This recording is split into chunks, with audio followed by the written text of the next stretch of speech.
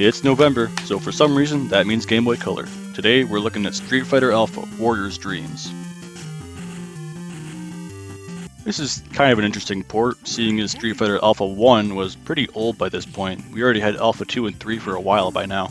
I guess they wanted to keep the scope limited for this port. It's already pretty ambitious as it is, I guess. So as you'd expect, this is a one-on-one fighting game, so you fight through the arcade mode while beating everyone to death. Now Street Fighter is typically a game that uses 6 different attack buttons, which is kind of impossible on a system with 2 buttons. So basically you get 4 different attack strengths here.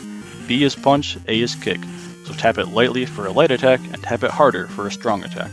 Not totally ideal, but it works pretty well. I think it's about as good as they could have done. The gameplay here feels shockingly good actually, and honestly plays really well. It definitely looks and feels like Street Fighter. They really nailed the way the game handles. Also, the characters from the arcade version are all here, including Dan, and they play as they should. The stages are here too, but not all the music made it over, because you pretty much just get 1 song per stage rather than 1 song per character.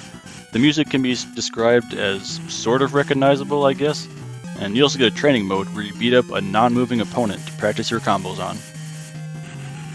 So this conversion is an absolute miracle for the hardware, but I do have a couple annoyances. For one, they gave you some shortcuts to make doing special moves easier. I don't necessarily mind the concept of this, but the problem is the shortcuts are just way too easy to pull off by accident.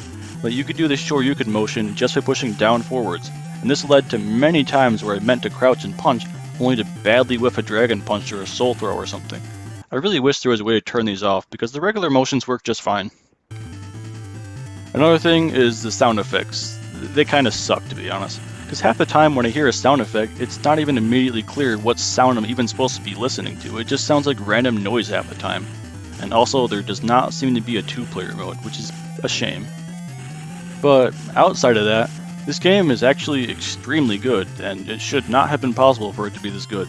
It plays very well, and if you're familiar with the original version, then you'll feel it right at home. So if you're looking for your fighting game fix on Game Boy Color, then look no further.